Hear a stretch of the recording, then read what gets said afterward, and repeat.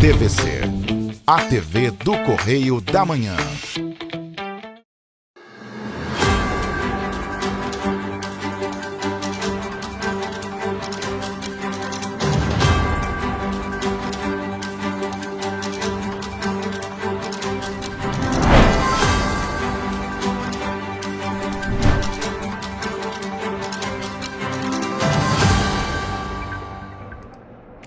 Olá, chegamos, seja muito bem-vindo ao Correio Serrano na TV. A gente traz bastante notícia boa nesta sexta-feira. E lembrando, é claro, que você pode nos ajudar a fazer os nossos telejornais. Mande para cá a sua sugestão de reportagem, sua reclamação, sua denúncia.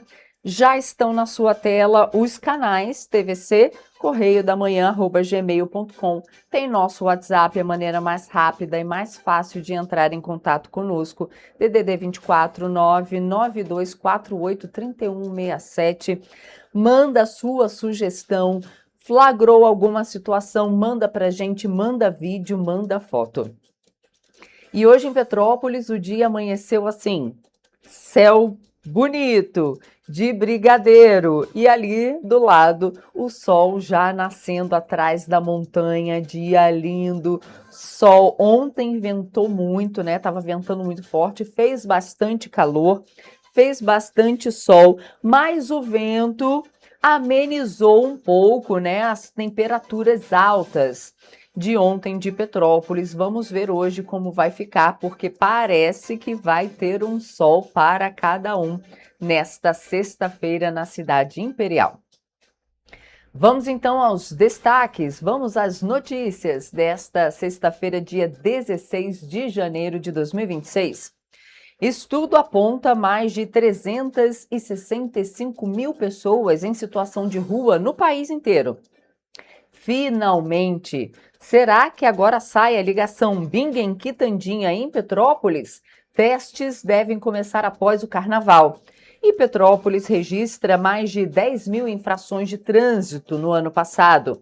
E mais, estado do Rio de Janeiro registra temperaturas acima da média histórica. Agora, no Correio Serrano na TV.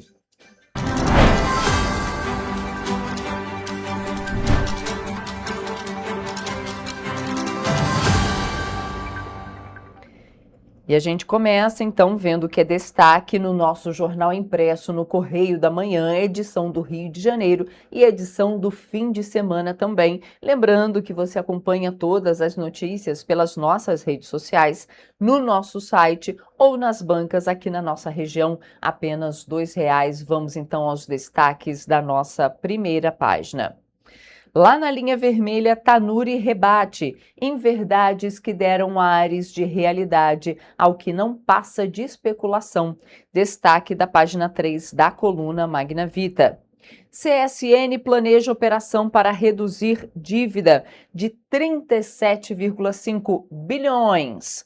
E ali do lado, Michele atropeça Flávio e marca ponto com o galego. Vamos agora à nossa página 22, ver o que é destaque por lá? Vamos para o nosso Petropolitano, porque ali a reportagem principal fala que o 26º Batalhão de Polícia Militar daqui de Petrópolis espera aumento do efetivo para este ano. Mais de 1.000 agentes militares estão em formação no estado. O aumento do efetivo é uma das estratégias da Polícia Militar para o ano de 2026. E em Petrópolis não é diferente. De acordo com o tenente-coronel Leandro Rasteiro, comandante do 26º, do Batalhão de Polícia Militar aqui da cidade de Petrópolis, a expectativa é receber mais agentes para aumentar o policiamento no município serrano. E aqui a gente já trouxe uma reportagem dessa em vídeo, inclusive com a entrevista, do coronel do 26º Batalhão de Polícia Militar aqui da cidade, mas aqui no nosso jornal hoje você vê as estratégias, divulgação do trabalho, inclusive a gente falou do trabalho que tem sido feito muito presente aqui na cidade de Petrópolis em relação ao combate a drogas. E o combate a traficantes também, porque ali é a porta de entrada para outros crimes na cidade. E a gente tem também aqui nas petropolitanas, mais de 10 mil autos de infração são aplicados em 2025, mas a gente traz uma reportagem completa já já sobre esse tema. Vamos então para a nossa página 23? Por lá, a gente fala que sobreviventes da tragédia de 2011 ainda lutam por casa e dignidade. Pois é, gente, 15 anos depois da maior tragédia do país, familiares ainda aguardam por moradia. Vocês veem aqui, foi aquela chuva lá de 2011, assim, que destruiu o Vale do Cuiabá, aqui em Petrópolis, lá na região de Itaipava, indo ali para Teresópolis e Nova Friburgo. Pois é, Vale do Cuiabá fica ali. Vale do Cuiabá ficou assim submerso, tirando a vida de, eu não me lembro certinho quantas famílias perderam suas vidas, mas foram assim muitas, muitas. E não só ali o Vale do Cuiabá em Petrópolis, mas também as enchentes arrasaram com Teresópolis e Nova Friburgo. Então tá aqui uma reportagem completa, lembrando dessa tragédia dos 15 anos, da maior tragédia do país, e mostrando que famílias ainda aguardam por moradia. Eu vou ler um trechinho aqui. 15 anos após a maior tragédia climática da história da região serrana do Rio de Janeiro, as marcas seguem vivas não apenas nas áreas atingidas, mas principalmente na vida de quem sobreviveu. Na madrugada do dia 12 de janeiro de 2011, 7 municípios foram atingidos por uma das maiores tragédias climáticas da história do país. Chuvas intensas provocaram enchentes e deslizamentos de terra que devastaram bairros inteiros. Foi o caso do Vale do Cuiabá, foi o caso de Nova Friburgo, né? E aqui, segundo dados das prefeituras, 918 pessoas morreram e mais de 300 ficaram desaparecidas. É um número muito triste, né? E mais triste ainda são as famílias que ficam esperando encontrar os corpos dos seus entes queridos que desapareceram por conta das enchentes, por conta dessa tragédia, né? E em 2026, ainda há famílias vivendo de aluguel social, outras em conjuntos habitacionais com problemas estruturais e pessoas que seguem na justiça em busca de indenização. O Correio Petropolitano ouviu personagens que representam diferentes lados dessa história. Quem foi reassentado, quem ainda espera por moradia definitiva, quem luta por compensação e quem acompanha a situação das vítimas há mais de uma década. Então, gente, aqui a gente tem uma reportagem completa sobre esses 15 anos da maior tragédia do país, falando sobre a memória, falando de 3 mil pessoas à espera de uma moradia, a luta para conseguir uma casa, uma moradia e recomeço muito difícil para quem perde tudo, né? Não só nessa tragédia, mas em qualquer tragédia. A gente teve as últimas tragédias aqui de Petrópolis, né? O recomeço é muito difícil. Vamos para a nossa página 24 e é claro, você acompanha, você vê essa reportagem completa no nosso site, nas nossas redes sociais, mas você pode ler assim, pegar na mão os nossos jornais. Aqui na nossa região, apenas R$ 2 e você consegue ler essa reportagem completa. Na nossa página 24, o maior destaque é Guapimirim, que destrói 120 equipamentos irregulares. Itens foram apreendidos durante operações realizadas neste mês. Esse tipo de operação é muito simbólica, essa operação, essa destruição desses escapamentos irregulares. Essa imagem é muito simbólica e aqui em Petrópolis também foi feito isso um tempo atrás. Então, colocados todos os escapamentos irregulares de motos que fazem aquele barulho ensurdecedor e atrapalha quem está doente, os acamados, né, passam ali na frente dos hospitais. Então, esse tipo de operação aqui, dessa destruição, é muito significativa e essa imagem também, e principalmente a imagem quando vem ali o trator e passa por cima de tudo, vem a máquina e passa por cima desses escapamentos, essa imagem é muito significativa. Vamos agora para a nossa página 25, porque lá fala sobre uma notícia muito boa para os petropolitanos. Será? Testes na ligação Bingen-Quitandinha começarão após o carnaval. Informação foi confirmada pelo ministro dos Transportes, Renan Filho, no dia de ontem. Ontem pela manhã ele esteve em Petrópolis, mas a gente tem uma reportagem também em vídeo para trazer para você, porque finalmente, será que agora sai? Pois é, a ligação Bingen-Quitandinha em Petrópolis, os primeiros testes operacionais devem acontecer após o carnaval.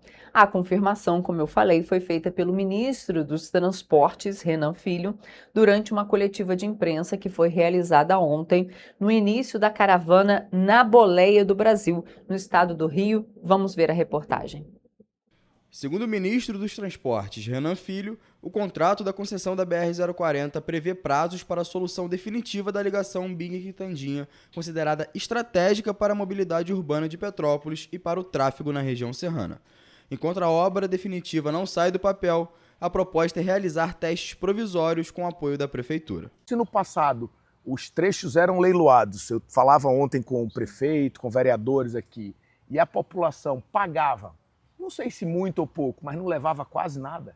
Agora vai pagar o que é justo para levar o investimento. Para viabilizar a operação provisória, está em fase de criação uma comissão técnica com participação do governo federal e da Prefeitura de Petrópolis. A Prefeitura deve auxiliar na aquisição de equipamentos e no reforço da sinalização viária. O ministro foi super solícito conosco ontem, para a gente vai criar uma comissão agora para finalizar os detalhes, compra de material, tudo direitinho, para que a gente possa executar. E a Prefeitura ficaria responsável por essa operação, ela não é prevista no contrato, a Prefeitura ajudaria, tem alguns equipamentos que precisam ser comprados, né? Barreiras New Jersey de sinalização para organizar. De acordo com o prefeito de Petrópolis, Ingo Rames, os testes na ligação entre Bingen e Quitandinha devem ocorrer entre 5 e 7 da noite, horário de maior movimentação no trecho. A medida é considerada paliativa e só será implementada após o carnaval por conta do aumento do fluxo de veículos durante o feriado. De forma paliativa, até que a obra seja complementada. O projeto lá de 21 que a gente apresentou, que acabou evoluindo, depois a tragédia parou todo aquele processo, e agora a gente apresentou o ministro ontem, né, o Luciano apresentou, junto com o Guilherme NTT também, e mais tarde houve uma conversa interna para que a gente pudesse executar esse teste, aí o teste dando certo e obviamente a gente pode evoluir. Durante a coletiva, Renan Filho também comentou sobre as obras da BR-040, especialmente na Serra de Petrópolis. O contrato prevê a recuperação do pavimento nos primeiros meses e, em etapas posteriores, a construção do túnel considerado o maior da América Latina. No final dos 100 dias, nós vamos demonstrar que tudo que a gente pactuou para os primeiros 100 dias foi cumprido. E vamos apresentar detalhadamente o primeiro ano. E assim sucessivamente, até que a gente cumpra as obras necessárias para que a subida da Serra de Petrópolis tenha uma infraestrutura mais próxima do que precisa. O ministro também anunciou o início das obras da Ponte do Arranha-Céu, uma das estruturas mais antigas e críticas da mobilidade urbana de Petrópolis. Segundo ele, os trabalhos devem começar no mês de março. Ou seja, esse já é um grande avanço também, que é um problema histórico, né, como você está falando, e as obras iniciam em março. Nós discutimos isso longamente em outras conversas e esse ano essa obra inicia, que é para a gente sair, mudar essa agenda. Utilizada desde 1980, a Ponte do Arranha-Céu apresenta sinais de corrosão e é um ponto recorrente de engarrafamentos. Durante a concessão anterior, foi instalado um limitador de altura para impedir a passagem de veículos de carga como medida de segurança. A agenda do ministro dos Transportes, Renan Filho, começa aqui em Itaipava, em Petrópolis, no qual ele segue a bordo de um caminhão rumo à Serra das Araras. Segundo o ministro, haverá investimentos em todo o estado do Rio de Janeiro. A caravana, na Boleia do Brasil, percorre o país acompanhando obras de infraestrutura.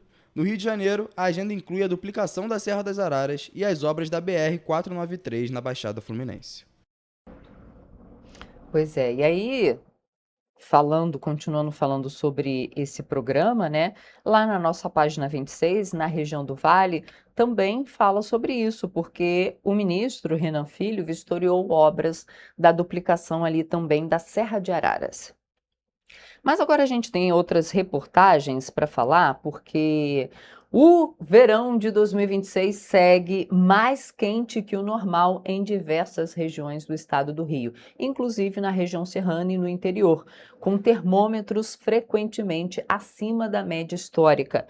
De acordo com o Instituto Nacional de Meteorologia, o INMET, os registros estão acima da média climatológica, confirmando a previsão que já apontava anomalias positivas de temperatura em toda a região sudeste. A média histórica da temperatura máxima para o mês de janeiro no estado é de 31,2 graus, mas neste começo de ano, os termômetros têm superado esse patamar em várias regiões, inclusive na região serrana, onde as temperaturas costumam ser mais amenas. O cenário vive uma tendência típica de verão forte no sudeste, influenciado por sistemas de alta pressão que reduzem a nebulosidade e favorecem o aquecimento diurno. Em cidades como Seropédica, Três Rios, Cambuci e Paraty, o número de dias acima da média já chega a 9 até o dia 12, enquanto na capital já foram 8 registros de máximas superiores ao padrão do mês, e nem mesmo áreas que costumam ser mais amenas escaparam do calor. Teresópolis, Nova Friburgo e Arraial do Cabo também tiveram vários dias com temperaturas acima da média, reforçando o cenário de calor intenso no estado. De acordo com a previsão, o calor deve continuar nos próximos dias, com máximas elevadas previstas em diversas cidades. Na capital, por exemplo, a temperatura máxima deve chegar a 35 graus e a mínima a 21 a partir deste fim de semana. Em Petrópolis, que é marcada tradicionalmente por um clima mais ameno, as temperaturas chamam atenção e fogem do padrão histórico da cidade. Tô achando intenso, até porque uns anos atrás não estava tão assim, né? Hoje em dia aumentou muito e a gente tem que se cuidar, né? Elias conta ainda como tem se adaptado à rotina para enfrentar o calor excessivo, buscando formas simples de se refrescar e manter o dia a dia mais suportável. Eu tento andar bem à vontade, o máximo possível. Me hidrato principalmente e banho 2 vezes ao dia.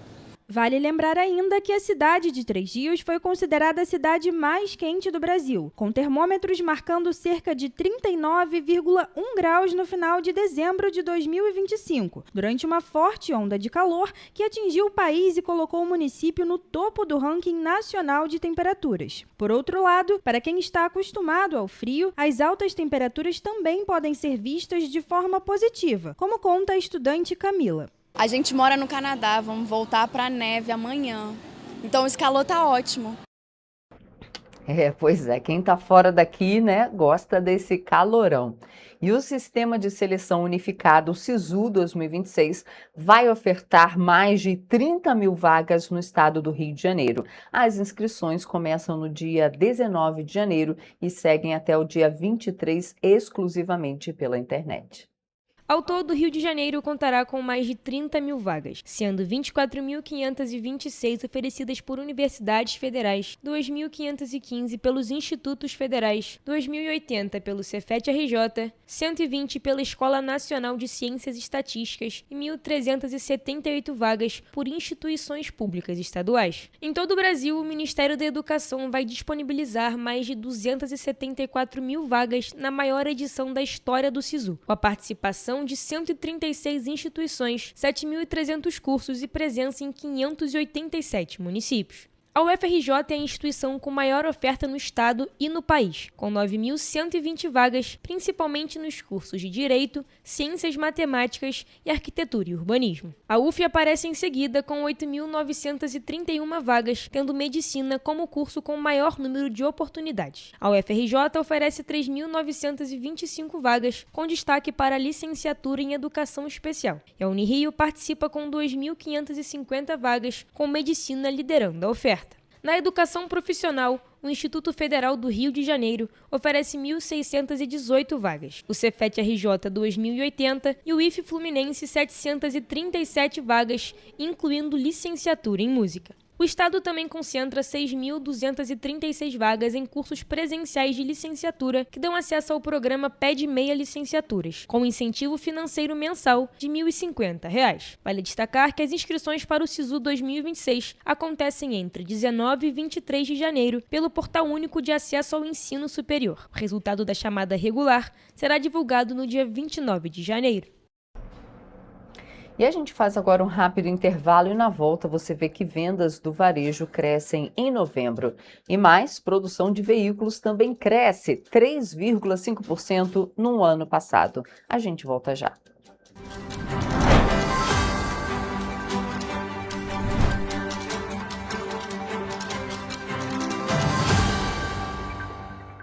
Antes não tinha alimentação adequada para quem mais precisa. Agora tem.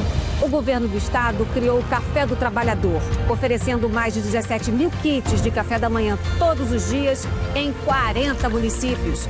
Mas e quando chega a hora do almoço? Flávia, são vários restaurantes do povo reabertos com serviço expandido por todo o Rio. Já foram servidos mais de 43 milhões de refeições. E aí, tá bom o almoço? Muito bom. E tem novas unidades em Queimados, Belfor Roxo e Nova Iguaçu, reforçando a presença na Baixada Fluminense. E tem muito mais, né, Gisele? Tem sim, Flávia.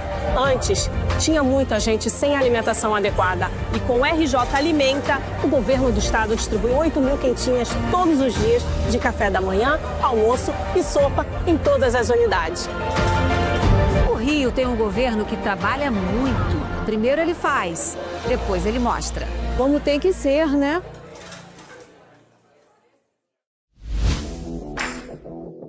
Para ter mais qualidade de vida, conte com a maior rede de academias de Petrópolis. Aqui na Corper, com uma mensalidade, você utiliza todas as unidades: Centro, Bingen, Itamaraty e Itaipava. Com planos a partir de R$ 98,00, a academia oferece ambientes modernos para você cuidar da sua saúde com segurança. Os espaços contam com dezenas de aparelhos de musculação, diversos equipamentos para aeróbico e funcional, além, é claro, de profissionais qualificados e uma extensa grade de aulas coletivas, que inclui dança, bike, jump, wolf fit, step fit, entre outras. Nossas estruturas são equipadas com salas de musculação e aulas coletivas, salas de avaliação física e nutricional, vestiários e estacionamentos amplos. Venha nos fazer uma visita e surpreenda-se! O estado do Rio de Janeiro é com certeza um estado de inspiração. Eu sou mais RJ. E você?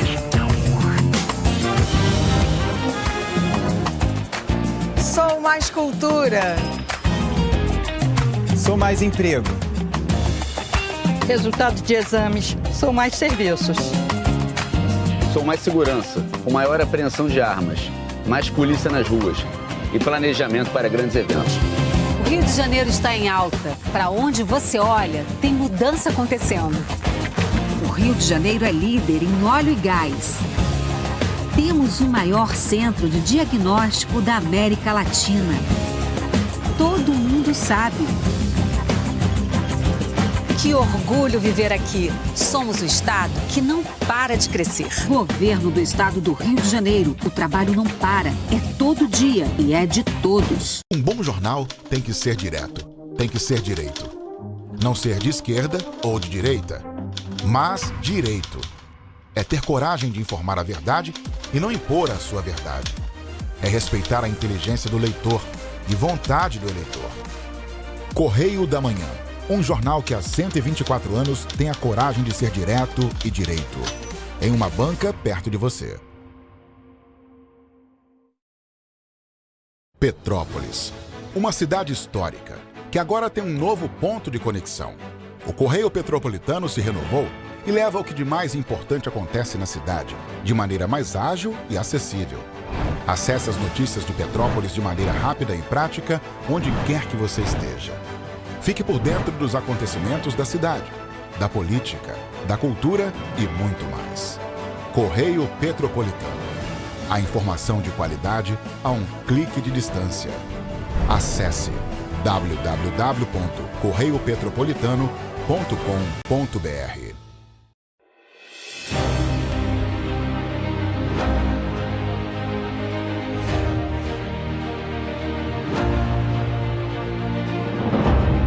é jornalismo de direita. É jornalismo direito. Correio Petropolitano. Tudo que seu jornal não deveria ter deixado de ser.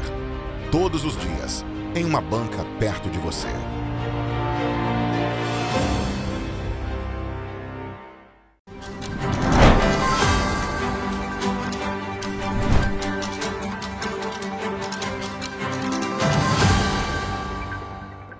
Estamos de volta. E o comércio varejista brasileiro voltou a crescer em novembro de 2025. Os dados mostram avanço nas vendas em relação a outubro e também na comparação com o mesmo período de 2024. Apesar do resultado positivo, alguns setores e estados ainda enfrentam retração.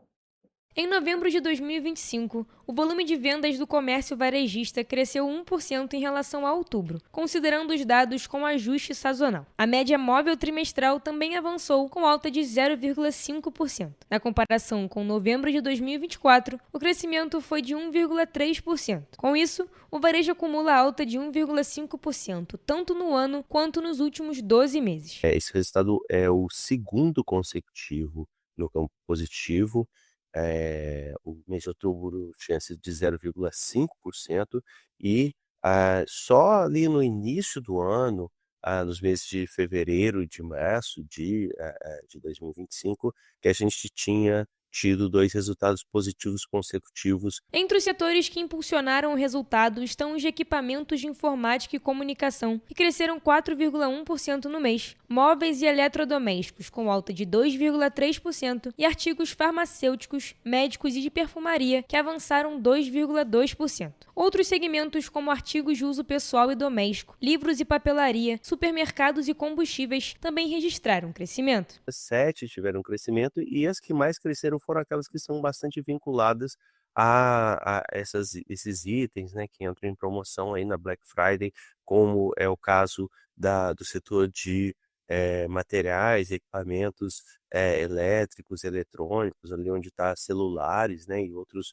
aparelhos eletrônicos. Mesmo com o crescimento mensal, o desempenho do comércio não foi uniforme entre os setores. No varejo ampliado, que inclui veículos e material de construção, o resultado mostra sinais de desaceleração. A gente tinha tido ali um pico histórico que tinha parado justamente em março, naquele último crescimento, né? Então, o primeiro trimestre foi forte, né, do ano de 2025. Depois a gente teve resultados ali com uma certa tendência de queda lenta e gradual, né? No comércio varejista ampliado, as vendas cresceram 0,7% em novembro, mas na comparação com o mesmo mês de 2024, houve queda de 0,3%. O acumulado do ano também permanece negativo, assim como o resultado dos últimos 12 meses. Então, o ano de 2024 foi mais forte em termos de crescimento que o ano de 2025 até agora, e o ano de 2025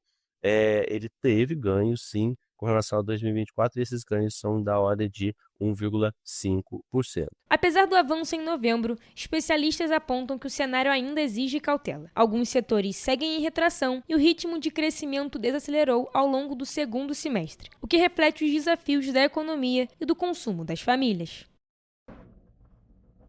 E a produção brasileira de veículos, o que inclui automóveis, comerciais leves, ônibus e caminhões, registrou alta de quase 4% no ano passado, somando mais de 2.600.000 unidades. A informação foi divulgada na última semana pela Associação Nacional dos Fabricantes de Veículos Automotores.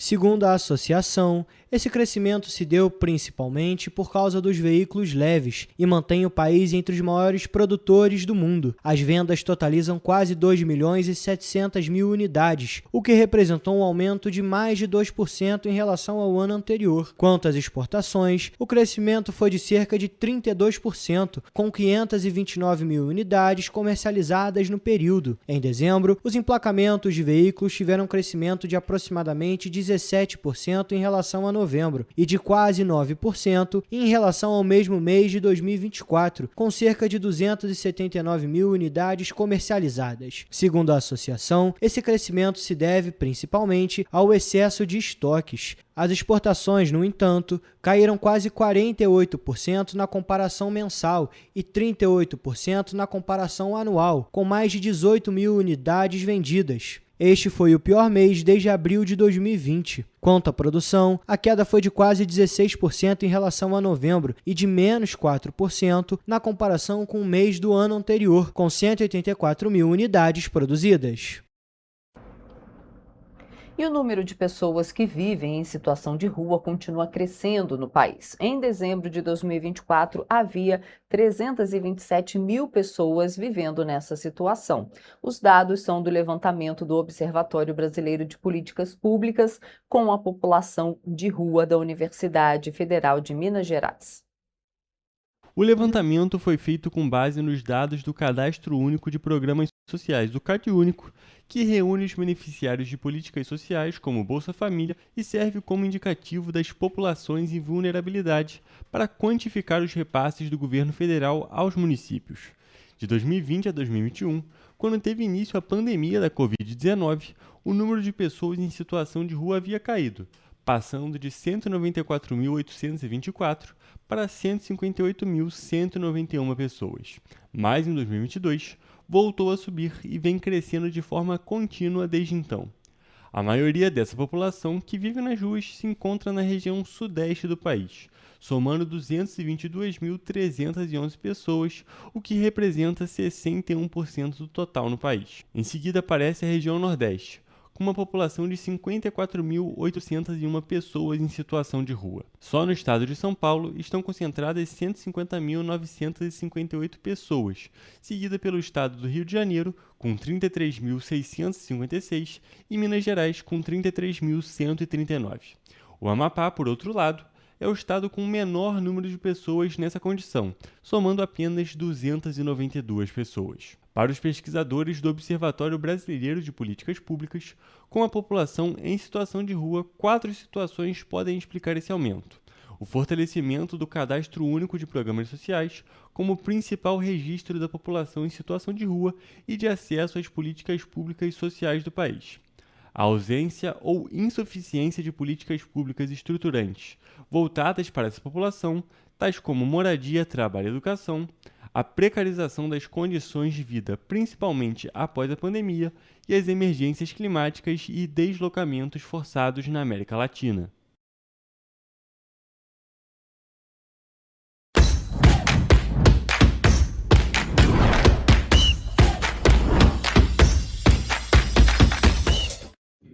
Começamos agora mais uma edição do Correio Esportivo, o momento de focar em esportes aqui na TV Correio da Manhã. Na edição de hoje a gente vai falar sobre futebol, tênis e também sobre Fórmula 1.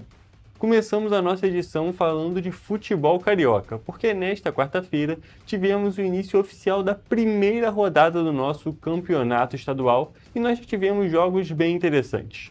O primeiro deles foi Madureira contra Fluminense no estádio Luso Brasileiro. O Fluminense saiu na frente do placar com gol de Lescano e assistência de John Kennedy. Pouco depois, o Madureira empatou com Marcão, mas o garçom do primeiro gol tricolor apareceu mais uma vez e JK fez o gol da vitória. Final de jogo, 2-1 Fluminense. Hugo, foi um jogo muito bom do John Kennedy. Desde que ele voltou para o Fluminense, não tinha feito bons jogos, apesar de ser um time mais fraco.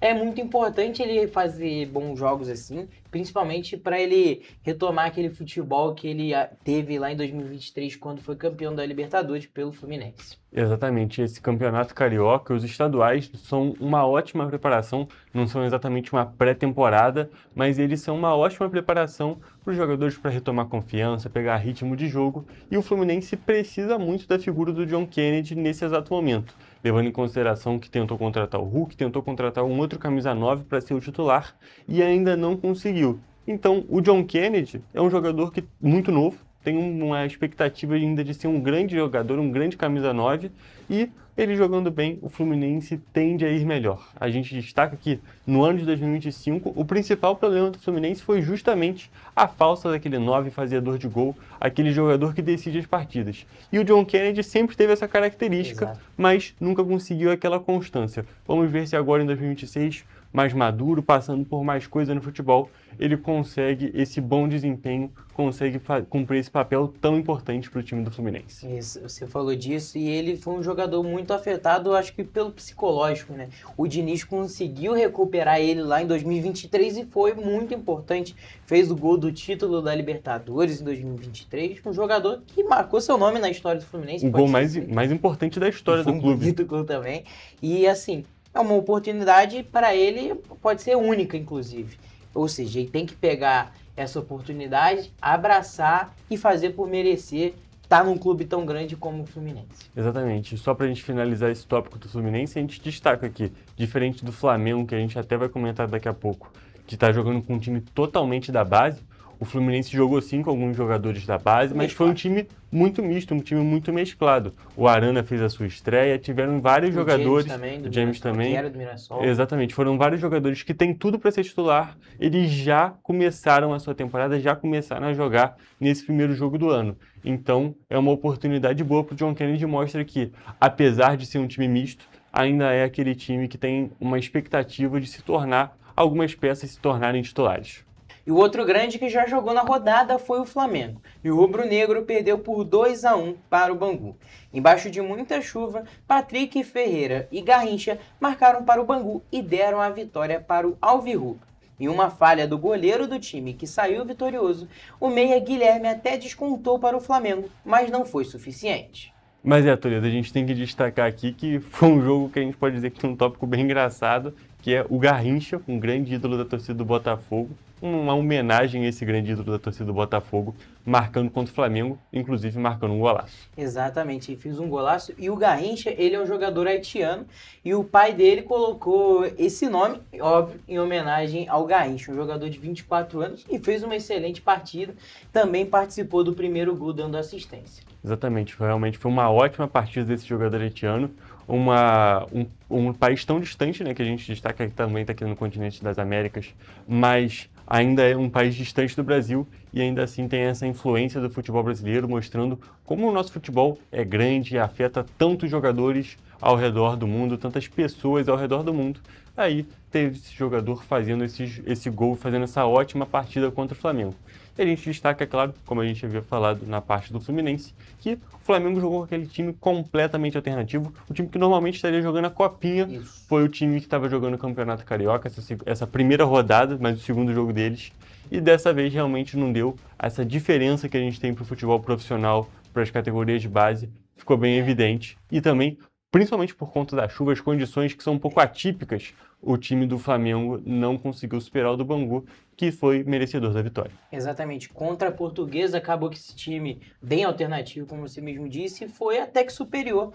E agora, contra o Bangu, acabou que não foi tão superior, tanto que perdeu. Mas eu acho que o time do Flamengo ainda tem jogadores muito bons, e também foi a despedida de Wallace Ian, que foi vendido para o Red Bull Bragantino. É até um bom ponto a gente destacar o Wallace Ian, que ano passado ficou tão envolvido em tantas polêmicas, questões comportamentais, brilhou muito também assim que ele surgiu, fez gol no Mundial. Então, foi uma montanha-russa de emoções no Flamengo. Começou muito bem e depois acabou decaindo, teve a perda do pênalti na Copa do Brasil, que resultou na eliminação do time.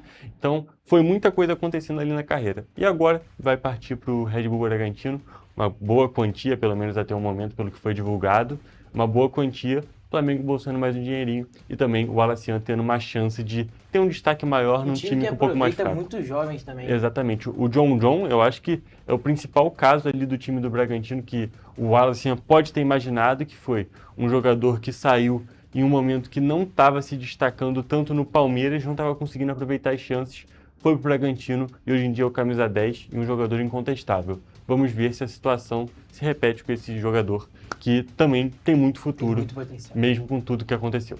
E além dos clubes que são considerados grandes, outros times de menor expressão também disputaram jogos nesta primeira rodada do Carioca. Esse foi o caso do outro jogo e uma outra vitória por 1-0 do Volta Redonda sobre o Boa Vista. O gol do Voltaço foi marcado pelo camisa 10 Patrick. E além dos jogos que já aconteceram, os outros times estreiam nesta quinta-feira no Regional. Exatamente, Toledo. Nesta quinta-feira, dia 15, que é o dia que a gente está gravando aqui esse quadro do Correio Esportivo, a gente tem a estreia dos outros times do Carioca. No caso, Sampaio Corrêa contra o Nova Iguaçu, às 5 horas da tarde. Depois, às 7, nós temos Portuguesa, que não está estreando no Carioca, mas jogando o jogo da primeira rodada contra o Botafogo. E depois, o último jogo da noite, temos Vasco e Maricá, às 9h30 da noite. Jogo bem tarde, inclusive. Às 9h30 da noite, a estreia do Cruz Maltino, que inclusive deve ser o único time desses grandes que vai jogar com o elenco principal. O Vasco, inclusive, que a gente faz um pequeno destaque aqui, que lançou hoje também, na quinta-feira, a sua nova camisa uniforme da temporada, com a sua primeira camisa com a Nike, essa nova colaboração do time. Exatamente, o time na Copinha estava utilizando um uniforme provisório que as pessoas não gostaram muito, muito contestaram, mas era provisório e agora tem um uniforme oficial para o restante da temporada. E agora falando sobre os jogos, são 2 jogos, o primeiro jogo ali é um jogo entre times pequenos aqui do Campeonato Carioca e depois os times, os 4 grandes ali jogam também. Exatamente, claro, os grandes são normalmente os favoritos, mas a gente vai trazer aqui para vocês os resultados, porque assim como o Bangu surpreendeu o Flamengo, a gente pode ter mais surpresas nessa primeira rodada. A gente teve muita surpresa nos campeonatos anteriores também, foi o caso do Nova Iguaçu também.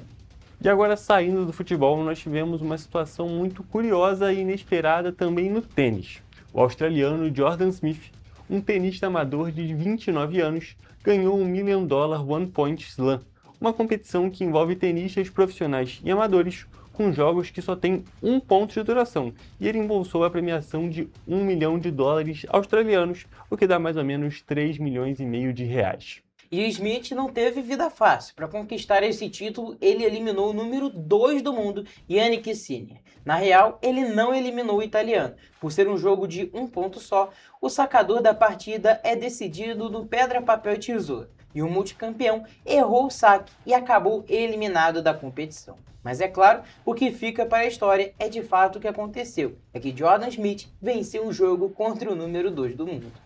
Toledo, a gente fazer um pequeno destaque aqui, um campeonato bem interessante, bem diferente e que dá chance para essas zebras acontecerem. A eliminação do Sinner contra o Jordan Smith aconteceu na mesma etapa do campeonato que o Alcaraz foi eliminado da mesma maneira. Os 2 principais tenistas que a gente tem no mundo, com muita distância para os outros, erraram saques, lances que são considerados normais, e foram eliminados, e o tenista australiano saiu com esse título. E além do título, pode falar que ele ganhou do número 2 do mundo, ele levou uma bolada para casa, é muito dinheiro. E para finalizar, na Fórmula 1, nós não tivemos uma notícia específica para vocês, mas temos um calendário bem interessante. Todas as 11 equipes da categoria anunciaram as datas para o lançamento das suas pinturas para a temporada.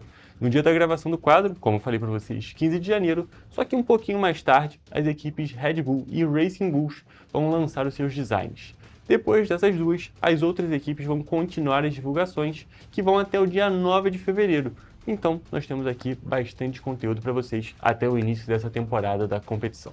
É uma hora assim, muito esperada, principalmente para quem gosta da estética da Fórmula 1, que é um dos pontos fortes desse esporte. São os carros muito lindos normalmente, às vezes acaba tendo uns carros muito feios, mas acontece, né? Exatamente, a gente destaca também um outro ponto, Toledo, é que esses carros, é importante a gente ver as pinturas do carro no início da temporada, porque você consegue ver não só a pintura, mas também como é que está o carro, porque a Fórmula 1 é uma categoria que os carros vão se desenvolvendo aos poucos, então é legal fazer esse comparativo do início da temporada de como é que era o carro, no final, ainda mais agora que a gente tem uma troca de regulamento, então muita coisa vai mudar. E, além da pintura, como tem essa troca de regulamento, vai ser a primeira vez que a gente vai ver os carros realmente sendo apresentados, como eles realmente, teoricamente, vão para essa primeira etapa que a gente vai ter lá em março na Austrália. No Google. Eu acho que a gente segue acompanhando toda a Fórmula 1 e, é claro, trazendo para vocês as principais notícias do futebol, da Fórmula 1, de tudo, né? Exatamente. Então a gente encerra agora a nossa edição do Correio Esportivo de hoje. Até a próxima. É isso, gente. Um beijo.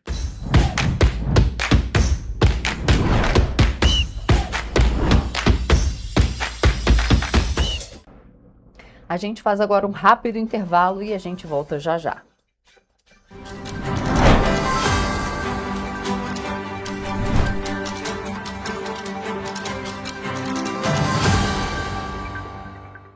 Antes não tinha saúde de qualidade no estado todo. Agora tem. Agora tem o Rio Imagem Baixada, que atende milhares de pessoas em toda a região. É muita gente atendida, né? E olha que tem mais. Mostra aí, Edu. Flávia, aqui tem um dos mais importantes centros de neurocirurgias do país. O Instituto Estadual do Cérebro teve a capacidade dobrada para cirurgias de tumores. E tudo gratuito, pelo SUS. E tá melhor no estado todo, certo, Gisele?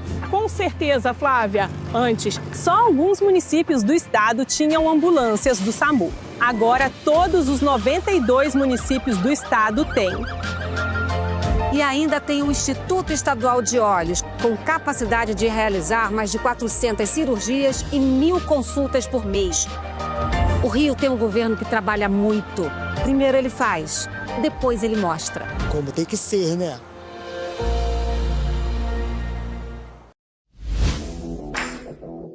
Para ter mais qualidade de vida, conte com a maior rede de academias de Petrópolis. Aqui na Corper, com uma mensalidade, você utiliza todas as unidades: Centro, Bingen, Itamaraty e Itaipava. Com planos a partir de R$ 98,00, a academia oferece ambientes modernos para você cuidar da sua saúde com segurança. Os espaços contam com dezenas de aparelhos de musculação, diversos equipamentos para aeróbico e funcional, além, é claro, de profissionais qualificados e uma extensa grade de aulas coletivas, que inclui dança, bike, jump, wolf fit, step fit, entre outras. Nossas estruturas são equipadas com salas de musculação e aulas coletivas, salas de avaliação física e nutricional, vestiários e estacionamentos amplos. Venha nos fazer uma visita e surpreenda-se! Correio da Manhã, o grupo de comunicação que mais cresce no Brasil. 5 gráficas, 5 jornais diários. Correio da Manhã, Correio Nacional, Distrito Federal, Sul Fluminense, Petropolitano e agora Correio da Manhã São Paulo. Além do Jornal da Barra, Jornal de Turismo, Revista O Cruzeiro, TV Correio da Manhã e estúdios próprios. Grupo Correio da Manhã. Informação com tanta credibilidade que é impressa todos os dias.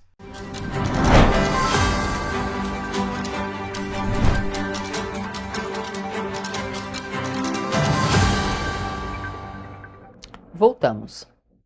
E Petrópolis encerrou o ano de 2025 com 1.794 empresas registradas, segundo dados oficiais da Junta Comercial do Estado do Rio, a Juscerja. O número representa um crescimento de cerca de 12% em relação a 2024, quando o município tinha 1.600 empresas cadastradas. Na prática, o município teve 193 novas empresas em funcionamento em apenas um ano. O resultado de Petrópolis acompanha o desempenho do estado do Rio de Janeiro, que fechou 2025 com mais de 86 mil novas empresas, o maior número já registrado nos 217 anos da história da Juscerja. O volume supera em quase 14% o recorde anterior, alcançado em 2024, quando foram abertas cerca de 76 mil empresas. Na cidade imperial, foram registradas 1.794 empresas em 2025. O número representa um crescimento de cerca de 12%, com 193 novas empresas em relação a 2024. Quando o município tinha 1.601 empresas cadastradas. O perfil das empresas mostra estabilidade no varejo de roupas e avanço nos setores de alimentação e serviços. Ainda sobre Petrópolis, o comércio varejista de artigos de vestuário e acessório manteve o mesmo patamar nos 2 anos, com 73 registros em 2024 e 2025. Já restaurantes e locais similares tiveram um crescimento expressivo de 37 em 2024 para 56 em 2025. Os consultórios médicos também avançaram, subindo de 48 para 49 no período. Outro destaque foi o aumento de serviços de escritório, que passaram de 46 empresas em 2024 para 48 em 2025. Já as empresas registradas com o MEI, o microempreendedor individual, também atingiu um número significativo. E também a parte do MEI. Estamos fechando aí praticamente o mês de dezembro de 2025 com mais de 6 mil empresas de microempreendedores individuais abertas. O avanço na abertura de empresas não foi exclusivo na cidade imperial. Outros municípios da região serrana também registraram um crescimento expressivo em 2025. Nova Friburgo passou de 1.103 empresas em 2024 para 1.285 em 2025, um aumento de quase 16%. Já Teresópolis saltou de 883 para 1.041 empresas, o que representa um crescimento ainda maior, de quase 18%. E o estacionamento irregular lidera o ranking de irregularidades no trânsito em Petrópolis. Só no ano de 2025 foram mais de 10 mil autos de infração emitidos pela CPTrans, que é a Companhia Petropolitana de Trânsito e Transportes. Ao todo, foram mais de 17 mil multas por diversas irregularidades no trânsito no ano passado. Entre as infrações mais registradas estão o estacionamento em locais e horários proibidos pela sinalização, sobre calçadas, em pontos de embarque e desembarque do transporte coletivo e em vagas destinadas à carga e descarga, que somam mais de 10 mil registros. É fácil estacionar? De moto para mim é fácil, de carro não. A não ser que eu pague o estacionamento, né, o preço que são cobrados nos estacionamentos particulares. É muito relativo, né? Tem dia que você consegue parar e tem dia que você não consegue. E também o valor também é um pouquinho muito caro, né? Trabalho mais com carga e descarga. Aqui tem pouco carga e descarga aqui. Pra gente que trabalha fazendo entrega, é meio complicado. O estacionamento é caro, né? E a gente não tem muita opção. Poderia ser um preço mais acessível, né? Ainda mais para gente que é morador, né? Devia ter um desconto, porque a cidade é turística, mas a gente não é turista.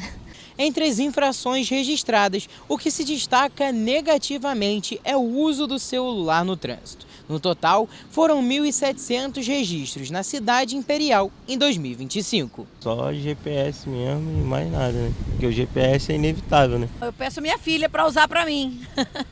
Porque não dá, realmente não dá para usar o celular e dirigir, porque prende muita atenção e a gente pode correr muitos riscos, né? É melhor não usar mesmo. Então eu sei que você se distrai e pode ocasionar um problema sério.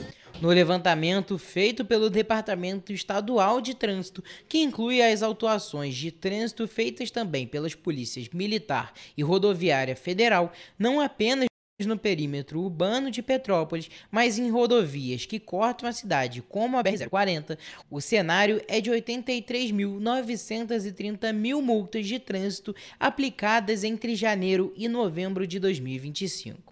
Na liderança desse ranking está a infração de trafegar em velocidade até 20% superior à velocidade máxima permitida, somando 41.092 infrações, quase metade dos registros totais do período.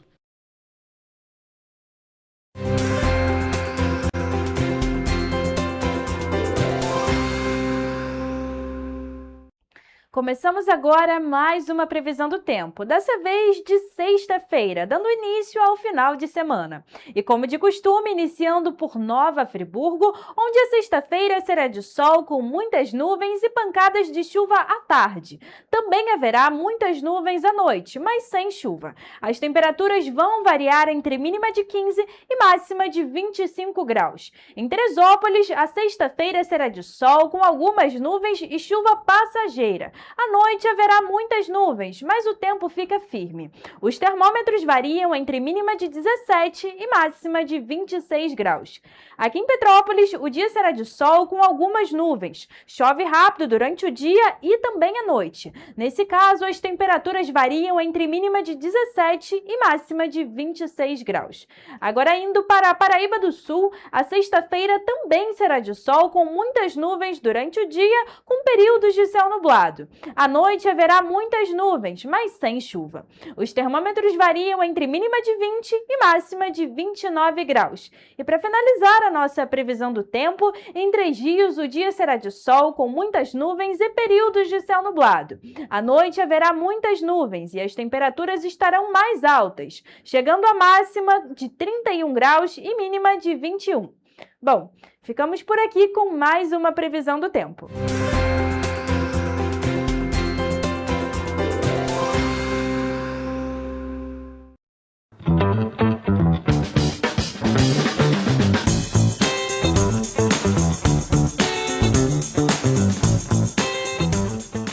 Começamos agora a nossa primeira agenda cultural do ano de 2026. Aqui você fica por dentro dos principais eventos que vão acontecer no fim de semana nas nossas cidades de cobertura. E começando por Petrópolis, onde a primeira edição da Feira Deguste 2026 acontece neste final de semana, e dessa vez comemorando 10 anos de evento. Uma das festas cervejeiras mais famosas do estado, que promete uma programação especial na Praça da Águia com entrada gratuita. E ainda em Petrópolis, tem mais uma edição da Feira do Empreendedorismo Feminino e Economia Criativa neste final de semana, de sexta a domingo no Centro de Cultura Raul de Leone. Com entrada gratuita, a feira reúne mulheres empreendedoras de Petrópolis com produtos artesanais, decoração, área gourmet e muita criatividade.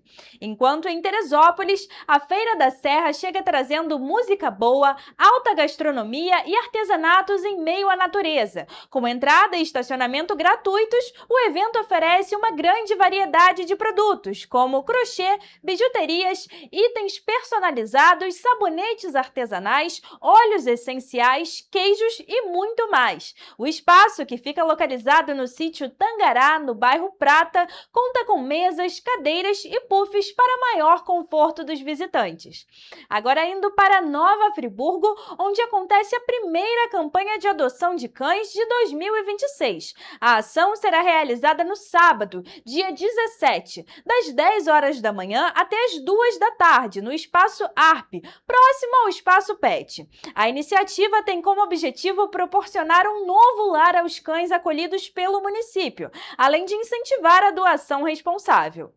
Em Três Rios, a Secretaria de Esporte e Lazer promove neste sábado uma peneira feminina para atletas de futsal a partir de 16 anos. A seleção será realizada às 7 horas da noite, na Praça da Juventude, na Rua Isaltina Silveira, ao lado do antigo Social Olímpico Ferroviário. E voltando para Petrópolis, o filme Davi Nasce um Rei estreia no Cinemax Bauhaus e lidera a programação entre os dias 15 e 21 de janeiro.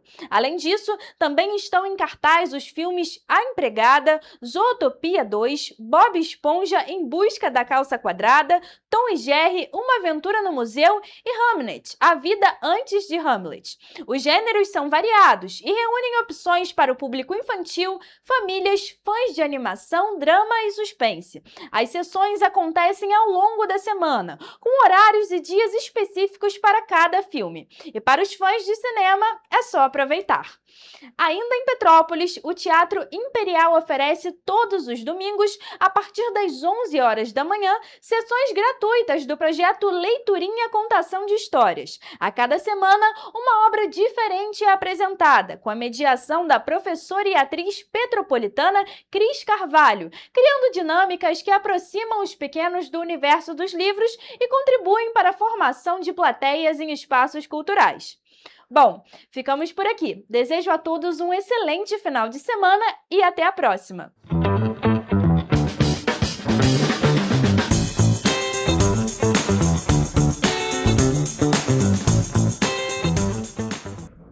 E Eu também fico por aqui no Jornal de hoje, mas amanhã tem o nosso resumo da semana. E segunda-feira nós temos um novo encontro marcado às 7h30 da manhã e eu espero você. Um ótimo fim de semana.